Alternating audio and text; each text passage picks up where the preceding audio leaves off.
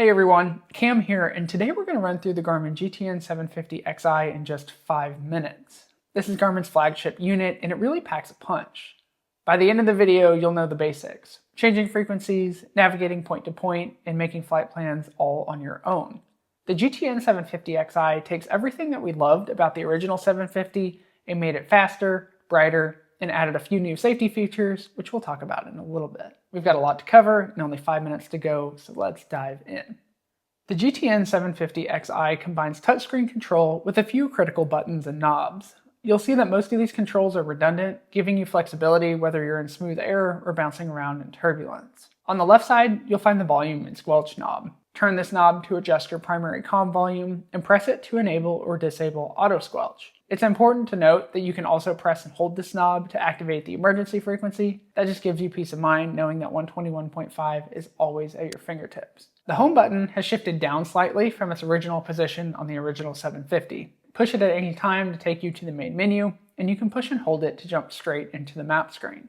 Just below the home button is the Direct To button. This is your quickest path to activate basic navigation, which we'll cover here in a little bit. Below this is the frequency control knob. Turning the large diameter portion of this knob will let you use page shortcuts, granting quick access to frequently used screens.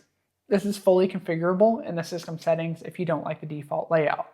To change frequencies using the knob, push it once to highlight your standby comm frequency. Then you can use the large diameter portion of the knob to dial in the nearest whole number, and the small diameter knob to adjust the numbers to the right of the decimal point. When you have the correct frequency dialed in, just push and hold the small knob to flip-flop that frequency into the active slot. To enter a frequency using the touchscreen, tap on the standby slot to open the frequency entry window. From there, just type in your frequency and press enter to retain it in standby, or transfer to make it instantly active. The monitor button is nice for getting ATIS while still listening to approach or center control. If you have the GTN configured to use the integrated intercom and audio panel, these are at the top of the screen as well. The audio panel will let you select secondary comms, split radios between pilot and co-pilot, and access the passenger address system. The intercom lets you adjust the crew and the passenger audio levels and manage who is able to speak on the intercom. Now let's talk about navigation. The fastest way to get where you want is through the Direct To button. Tap it, enter your destination, hit activate, and you're navigating. You'll immediately see the magenta course line appear on your map in CDI. If you need to change destinations in mid-flight, just hit Direct To again and enter a new waypoint. It'll automatically overwrite the current route. Let's switch over to the map screen. This is your primary situational display showing your aircraft's position, course line, and weather overlays. The user fields in all 4 corners can be customized, so I'd recommend taking the time to configure it exactly how you'd like. 2 new features to the Xi are the addition of the glide range ring and the best glide airport indicator.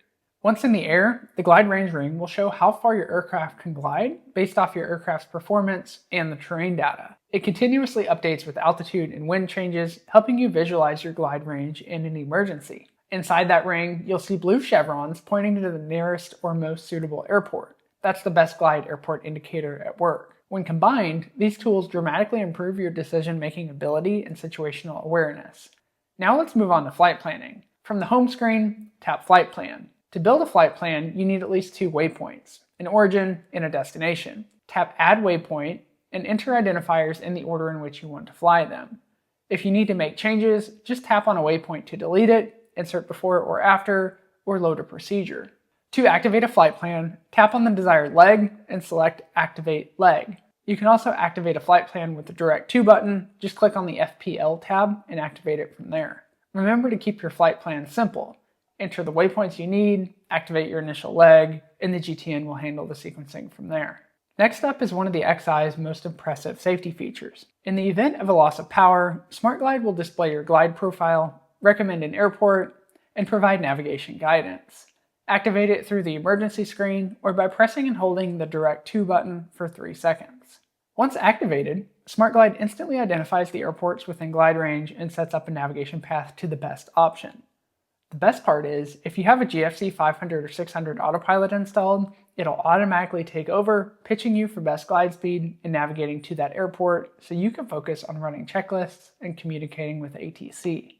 And that's the Garmin GTN 750Xi in just 5 minutes. From communication and navigation to advanced safety features like SmartGlide, the Xi delivers everything you'd expect from a modern-day flight deck. If you found this video helpful, be sure to check out my full-length tutorial for a deeper dive into these features. I'm Cam Carr, thanks for watching, and we'll see you in the next one.